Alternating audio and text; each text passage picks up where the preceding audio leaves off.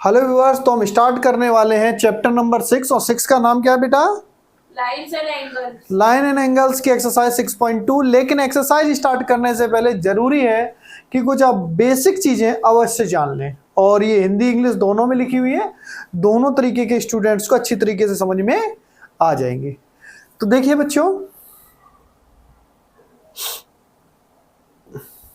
सबसे पहले corresponding angles यानी कि संगत कोण किसे कहते हैं।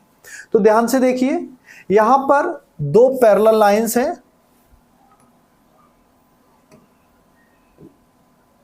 दो पैरेलल लाइंस है इस तरीके से, ये आपको दिख ही रही हैं, और इसको एक ट्रांसवर्सल यानी कि हिंदी में कहेंगे तिर्यक रेखा ने से काटा हुआ है। तो ये पैरेलल लाइंस हैं एम एन और एम, चलो एम एन ही लिखा है केवल, ये एम लाइन है और ये एन लाइन है, ठीक है। और इसे जो टेढ़ी लाइन काट रही है इसे हम बोलते हैं क्या? ट्रांसवर्सल लाइन या तिर्यक रेखा हिंदी में, ठीक है। अब करस्पॉन्डिंग एंगल सबसे पहले समझ लो, संगत कोण। तो इसका करस्पॉन्डिंग एंगल क्या बनेगा? ध्यान से देखो, यहां पर जो ये लोकेशन है इसके करस्पॉन्डिंग इसमें कौन सी लोकेशन आएगी? ये वाली आएगी कि नहीं आएगी? ये इसकी करस्पॉन्डिंग लोकेशन है। अगर इसमें देखेंगे तो ये लोकेशन है, तो इसमें ये वाली लोकेशन है। समझ में आ रहा है? तो ये एंगल्स आपस में इक्वल होते हैं। तो यहां से ध्यान से देखेंगे, लिखा हुआ है angle 1 is equal to angle 5, क्योंकि 1 का करस्पॉन्डिंग एंगल जो है वो कौन होगा? 5 होगा। 2 का करस्पॉन्डिंग एंगल क्या होगा? 6 हो जाएगा। तो देखिए 2 इज इक्वल टू 6, यानी 1 इज इक्वल टू 5, ठीक है। ये आपस में इक्वल होते हैं बच्चों। तो यहां ये लिख सकते हैं 2 किसके इक्वल होगा? 6 के इक्वल होगा। 4 किसके इक्वल होगा? 8 के इक्वल होगा, इक्वल टू 8, यहां इक्वल लगा रहा हूं मैं। और एंगल 3 किसके इक्वल होगा? 7 के। तो ये करस्पॉन्डिंग एंगल्स हैं, इसलिए ये आपस में इक्वल होंगे, ठीक है। आगे मूव करते हैं। अब है अल्टरनेट इंटीरियर एंगल यानी कि एकांतर कोण, ठीक है। एकांतर कोण, ये ऊपर ही चल रही है बार बार।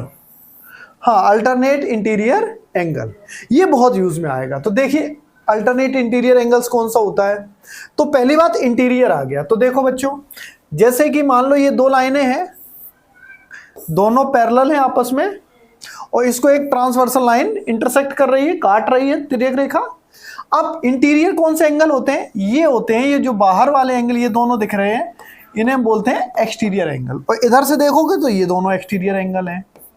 ये बाहर है या नहीं है? और इंटीरियर एंगल कौन से होंगे?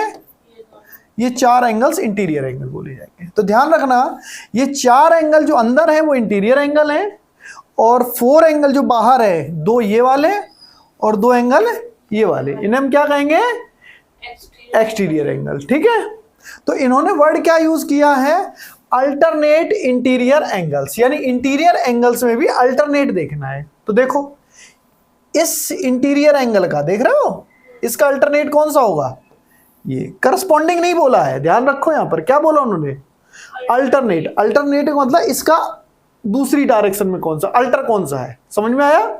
तो इसका अल्टर कौन सा होगा? ये वाला। तो इसलिए ये एंगल 4 जो है वो इक्वल होगा किसके? एंगल 6 के। किस कारण से? अल्टरनेट इंटीरियर एंगल, या इंटीरियर वर्ड पे ध्यान दिया। इसी तरीके से अगर ये 3 एंगल किसके इक्वल होगा? 5 के। समझ में आ रहा है?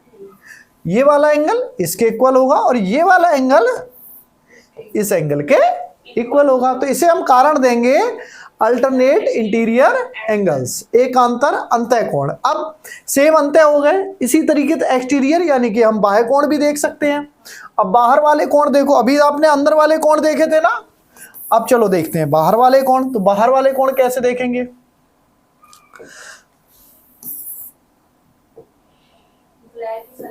कोई बात नहीं, येलो कर लिया हमने। अरे इसका क्यों चेंज कर दिया? हाँ, ये देखो, फिर से हम 2 लाइनें खींच लेते हैं, दोनों पैरेलल हैं, ठीक है। पैरेलल का मतलब जानते हो क्या होता है?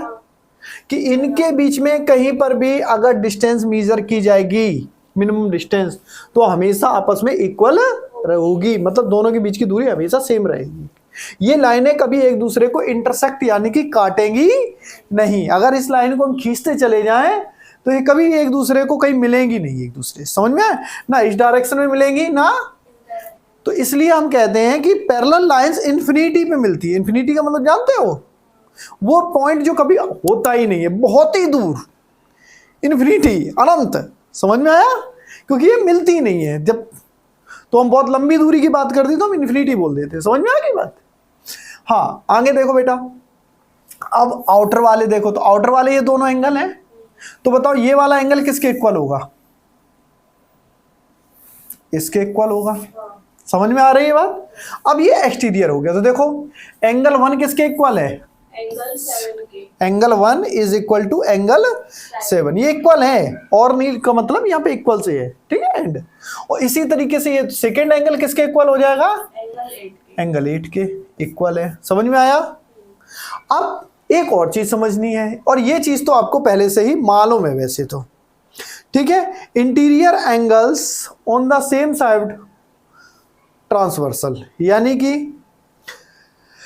एक ही ओर के कोण, यानी एंगल 4 और 5, ये एंगल 4 दिख रहा है, ये 5, तो ध्यान से देखो बेटा, अगर ये पैरेलल लाइंस हैं तो इन दोनों का जो टोटल होगा वो हमेशा 180 रहेगा। तो यानी अगर हम एंगल 4 प्लस एंगल 5 को प्लस करेंगे तो इसका टोटल कितना होगा, 180। एंगल 3 और एंगल 6 को जोड़ेंगे तो इसका टोटल 180 रहेगा, समझ में आया। तो ये हो गए आपके क्या, प्लस इक्वल टू 180, तो इसे बोले हैं सम ऑफ इंटीरियर एंगल्स। तो हमें इसमें से आपको याद करनी है 4 प्रॉपर्टीज, कौन कौन सी है, पहली है, फिर से रिवीजन कर लो, पहली प्रॉपर्टी का नाम क्या है, करस्पॉन्डिंग एंगल्स, ठीक है। क्या होते हैं, याद आ गया आपको, क्या होते हैं करस्पॉन्डिंग में, पैरेलल लाइनें हैं तो हर एंगल का एक करस्पॉन्डिंग एंगल बनेगा, ठीक है, क्लियर हो गया, फिर से बता रहा हूं। दूसरा क्या है बेटा, और ये एंगल बराबर होंगे, ये एंगल इसके बराबर होगा, ये एंगल इसके बराबर होगा, ये एंगल इसके बराबर होगा, और ये एंगल इसके इक्वल होगा। अब है अल्टरनेट इंटीरियर एंगल, समझ में आ गया, एक्सटीरियर एंगल समझ में आ गया, और ये सम ऑफ इंटीरियर एंगल समझ में आ गया ऑफ सेम साइड, ठीक है। तो अब हम शुरू करते हैं एक्सरसाइज के क्वेश्चन।